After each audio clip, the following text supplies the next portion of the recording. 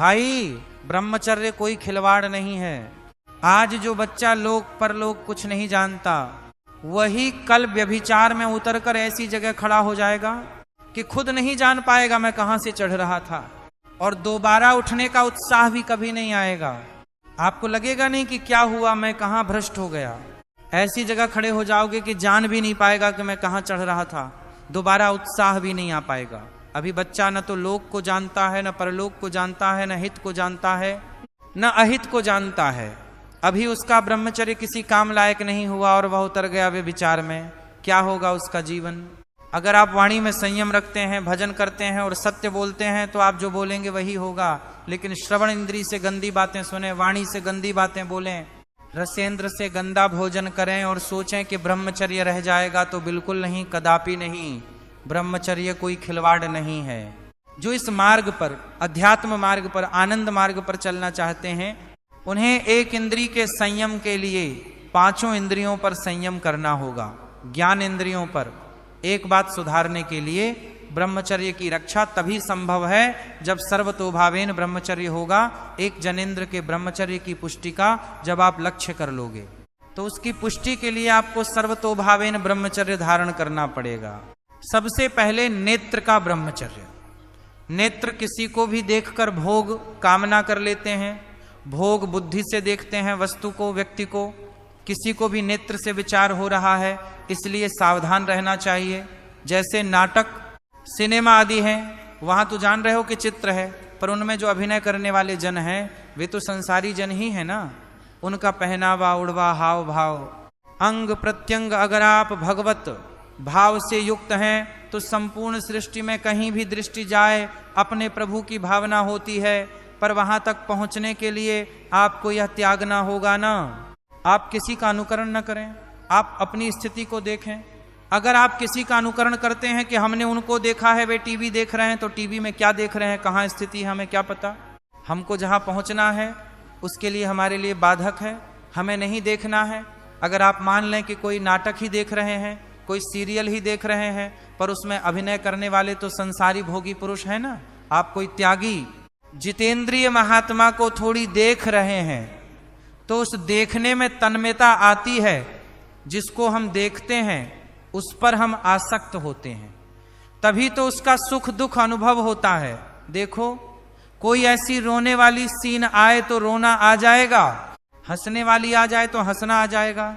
ऐसे तो उसका प्रभाव हम पर पड़ रहा है ना। तो हम किसी के अभिनय करने वाले के अंग प्रत्यंग को देख रहे हैं और कामुक होकर कोई काम चेष्टा कर रहा है, या कोई ऐसा वह सारा का सारा मन कवर कर रहा है आपका, और एकांत होते ही फिर जो मन अपना मनमानी करवाएगा आप नहीं सह पाएंगे।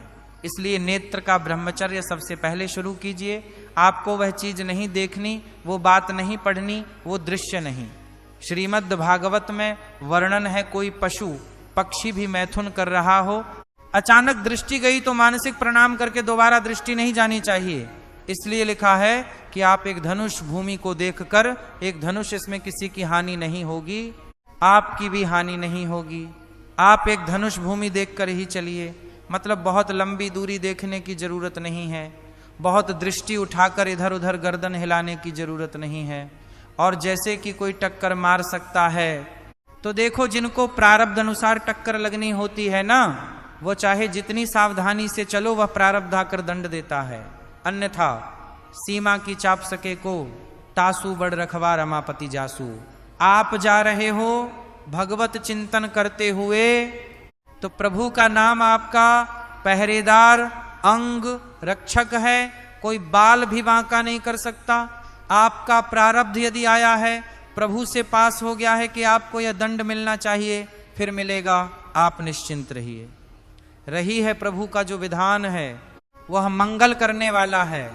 देखो, इतने बड़े महापुरुष पूज्य श्री राधा बाबा, श्री आद्या शक्ति भगवती की प्रसन्नता की आराधना कर रहे हैं, क्योंकि श्री कृष्ण हमारे पति हो, इस सिद्धांत की पुष्टि के लिए। और पैर फिसल जाता है, स्नान करने जाते हैं, खड़ाऊं पहने हुए थे, टूट जा, अंग टूट जाता है, दवा नहीं लेते, बांस की खिचड़ी चाल बांधकर अनुष्ठान में बैठते हैं। बलिहारी ऐसी सामर्थ्य की ये भागवत प्रारब्ध ऐसे महापुरुषों को भी दंड दे देता है। देखो ना, ऐसे महापुरुष जो ऐसी ऊंचाई पर पहुंचे हैं और इतने भागवत भजन में नियम निष्ठ हैं, उनको भी प्रारब्ध दंड दे रहा है शरीर को। तो अपने को इससे निश्चिंत हो जाना है। जो होना है उसे रोक नहीं सकते, जो नहीं होना उसे कोई कर नहीं सकता।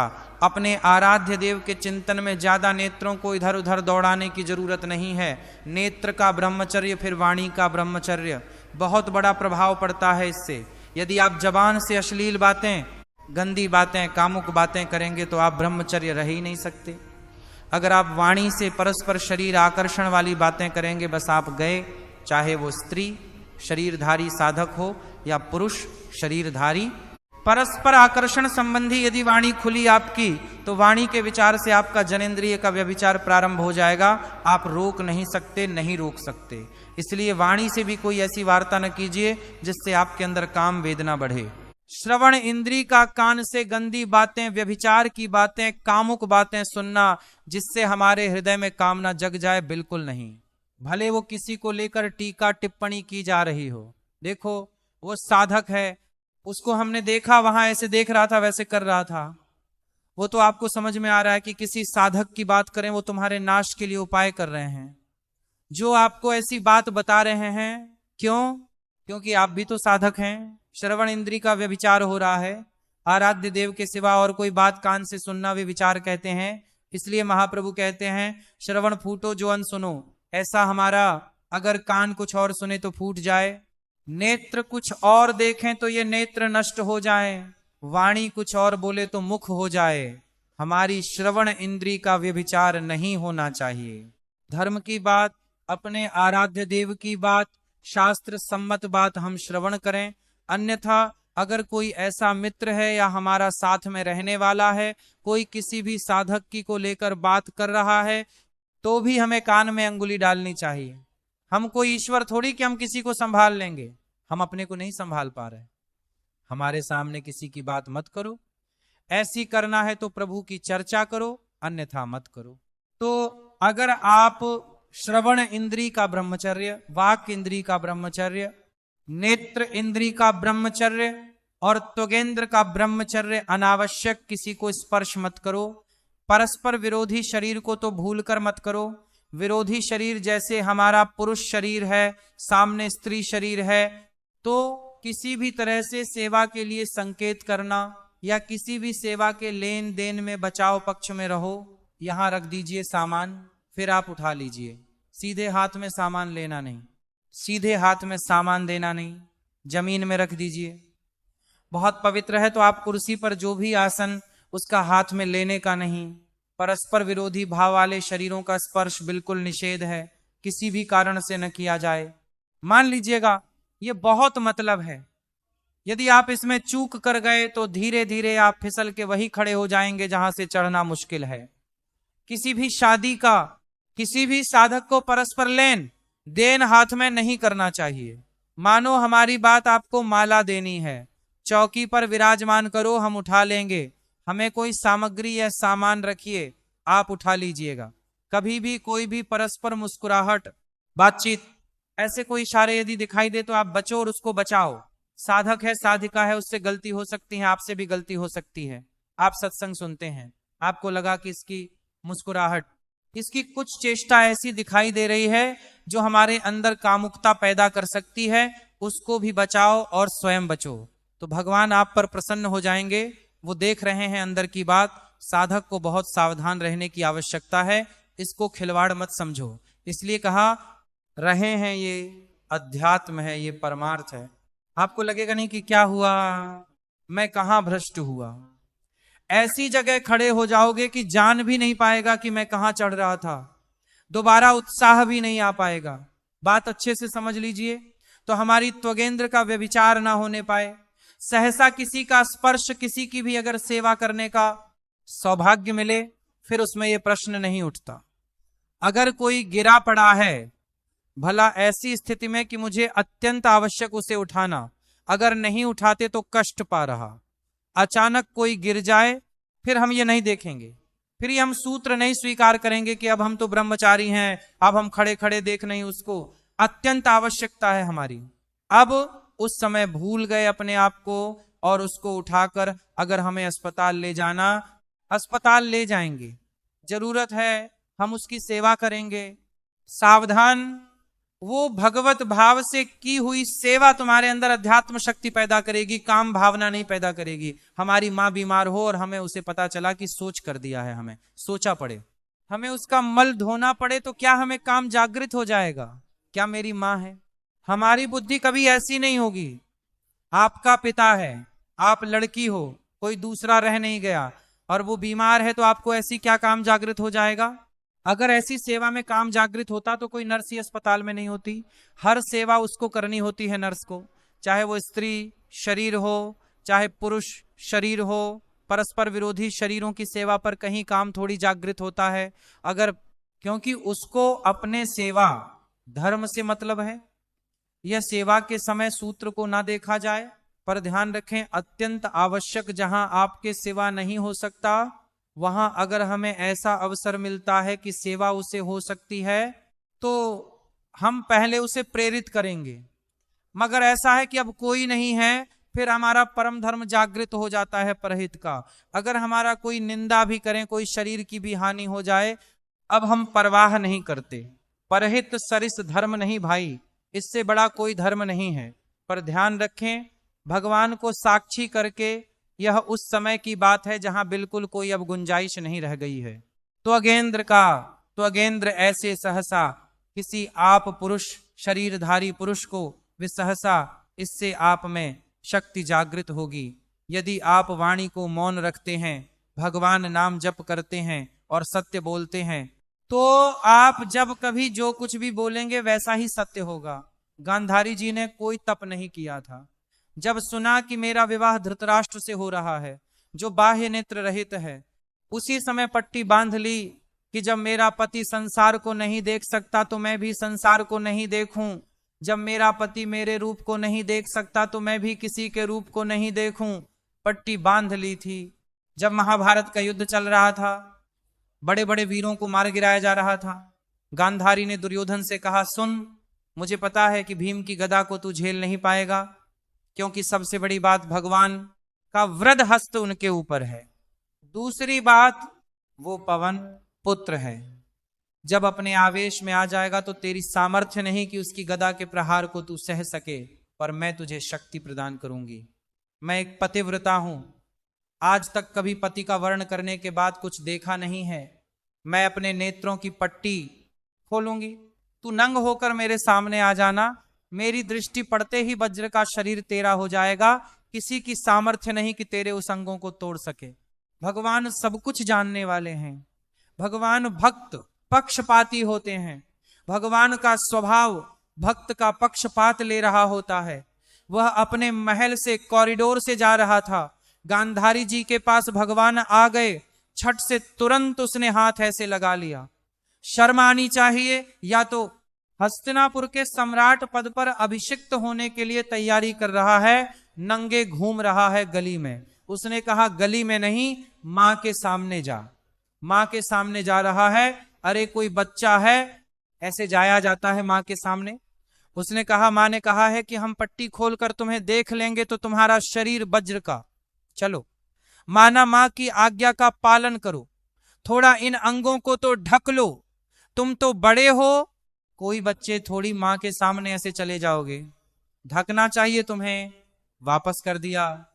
वो यहां ऐसे पत्तों से ढका, वस्त्र नहीं पहना, मां की आज्ञा से ऐसे पत्ते से, ऐसे कमर से ऐसे ढक लिया, पीछे आगे ऐसे।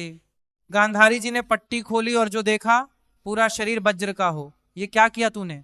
कमर में क्यों बांध लिया? बोले, शर्म लगती थी। कैसे आपके? बोले, यहीं से मारा जाएगा। भीम की गदा का प्रहार तेरी सी जंघा और कमर को तोड़ देगा। तेरी मृत्यु मान गई। प्रभु के विधान के आगे किसी का बल काम नहीं करता। गांधारी यह केवल आंख में पट्टी बांधने की सामर्थ्य थी कि मेरा पति यदि अंधा है तो मैं भी किसी रूप को नहीं देखूंगी। अगर आप वाणी में संयम में रहते हैं ना, और भजन करते हैं और सत्य बोलते हैं, तो आप जो बोलेंगे वही होगा। पर ऐसा कुछ अनर्थ वो बोलता ही नहीं, क्योंकि ऐसा संयमी जान जाता है कि इन सब का फल भगवत प्राप्ति है, किसी को कष्ट देना नहीं है। एक एक इंद्र का जब आप ब्रह्मचर्य संयम करोगे तब आपका वीर संयम होगा। ध्यान रखना, आप नेत्र इंद्री से गंदे चित्र देखें, श्रवण इंद्री से गंदी बातें सुने, वाणी से गंदी बातें बोलें, रसेंद्र से गंदा भोजन करें और सोचें ब्रह्मचर्य रह जाएंगे, तो बिल्कुल नहीं, कदापि नहीं। ब्रह्मचर्य कोई खिलवाड़ नहीं है। जो यह तो हुआ इंद्रियों का, फिर आता है अंतःकरण का ब्रह्मचर्य। हमारा मन काम की तरफ तभी जाता है जब उसको निज सुख नहीं मिलता। ध्यान रखना, सृष्टि में जितने भी दुर्गुण दुराचार होते हैं उनमें दो प्रधान होते हैं, एक काम भोग और एक धन। और सब छोटी मोटी बातें हैं। प्रायः जितनी भी हिंसा होंगी, जितनी भी भयानक घटनाएं होंगी, भयानक युद्ध होगा, उन दो में अंतर्गत ही होगा, दो के अंतर्गत ही होगा, या उसका कहीं ना कहीं काम से संबंध, स्त्री संबंध से या धन संबंध से है। चाहे जो भी घटना हो उसको देख लेना, प्रधानता दो में ही होगा, कंचन और कामिनी। कीर्ति में कीर्तिमान तो कोई कोई विरले ही होते हैं, तो वो तो बहुत आगे की बातें हैं। पर प्रायः जितने भी युद्ध हैं, जितनी भी हिंसा है, जितना भी भयानक कुकृत्य है, इन दो में ही होता है। उपासक को यह बात समझनी चाहिए, मन को समझाना चाहिए। सच्ची मानी मब्बवाणी में शब्द नहीं होता इन बातों को बताने का। यदि कहीं मन को समझाना चाहिए, देखो अपने लोग उपासक हैं, हम जहां जहां आसक्त हो रहे हैं उसमें हमारे मन का केवल है। शरीर के द्वारों में कहीं सुख है, घृणित द्वारों में कहीं सुख है। अगर सुख होता तो इनके भोगने के बाद हृदय कह देता कि अब कछुनाथ न चाही मोरे, शांत हो जाता। फिर ऐसा क्यों होता है कि उसको एक जगह तृप्ति नहीं होती? क्योंकि वहां सुख है नहीं। फिर सोचता है शायद उसमें हो, उसमें हो, उसमें हो। पूरे के पूरे युग के युग व्यतीत हो गए, कल्प के कल्प व्यतीत हो गए भोगते हुए। क्या सुख मिला? क्या स्त्री शरीर सोचता है पुरुष, शरीर में सुख है, पुरुष शरीर सोचता है स्त्री, शरीर में सुख है, या आदि आदि।